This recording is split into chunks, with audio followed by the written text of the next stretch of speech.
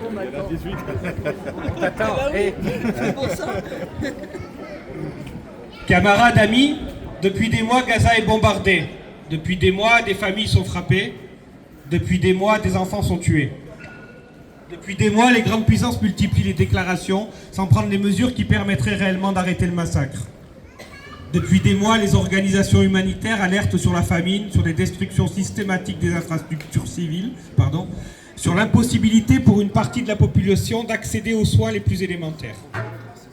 Depuis des mois, malgré les mobilisations à travers le monde, le génocide du peuple palestinien se poursuit sous nos yeux.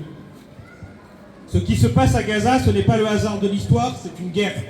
Et toutes les guerres reposent sur des choix politiques.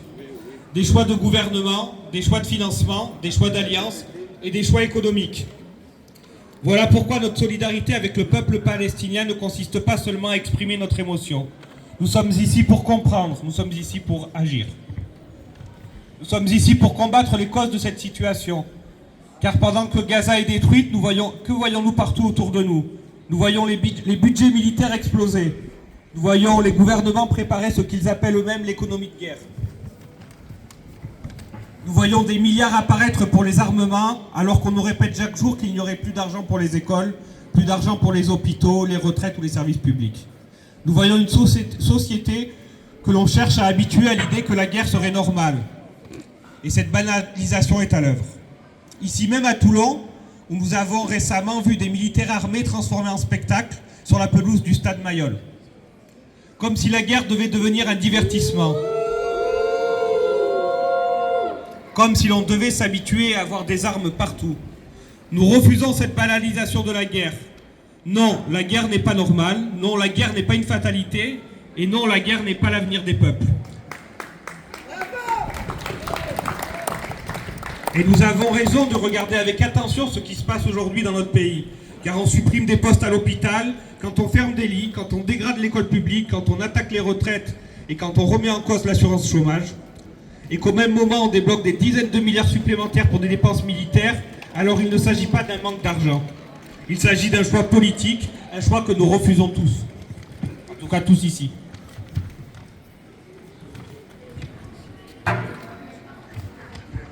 Les travailleurs n'ont aucun intérêt à la guerre. Les peuples n'ont aucun intérêt à la guerre. Les seuls qui profitent de la guerre, ce sont ceux qui vendent des armes, ceux qui spéculent et ceux qui cherchent à imposer leur domination. Face à cela, partout dans le monde, des travailleurs refusent de devenir les rouages de cette machine de guerre. Des dockers de plusieurs pays se sont réunis à Istanbul le mois dernier, avec notamment la CGT des ports et docks et l'USB en Italie, et ont déclaré « Le génocide du peuple palestinien par l'État meurtrier d'Israël se poursuit avec le soutien des États-Unis, de l'OTAN et de l'Union européenne. » Ils ajoutent « Nous ne transportons pas la mort, nous ne transportons pas de balles, de bombes, de missiles pour tuer des enfants. » Voilà ce qu'est l'internationalisme. Les travailleurs qui refusent que leur travail serve à tuer d'autres peuples. C'est pourquoi nous saluons tous ceux qui, partout dans le monde, refusent de participer à cette logique.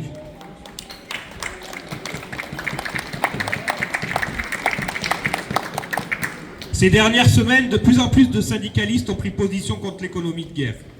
Une formule qui résume tout. De l'argent pour la sécu, pas pour les obus. Oui, de l'argent pour les hôpitaux. Oui, de l'argent pour les écoles. Oui, de l'argent pour les services publics. Pas pour alimenter les guerres et enrichir les marchands d'armes. Camarades, amis, notre place est du côté du peuple palestinien, du côté des peuples qui résistent à l'oppression, du côté de la paix. Nous exigeons le cessez-le-feu immédiat et permanent. Nous exigeons la fin du blocus de Gaza. Nous exigeons l'arrêt de toute complicité avec les crimes commis contre le peuple palestinien. Parce qu'au fond, notre combat est simple. Nous voulons que les richesses servent à faire vivre les peuples, pas à financer leur destruction. Comme l'écrivait Marx, un peuple qui en opprime un autre ne saurait être libre. Cette vérité vaut aujourd'hui plus que jamais. La liberté du peuple palestinien est l'affaire de tous ceux et celles qui refusent l'oppression et la domination et la loi du plus fort. Vive la solidarité internationale, vive la paix et vive la Palestine libre. Palestine vivra, Palestine vaincra. Tahrir Palestine.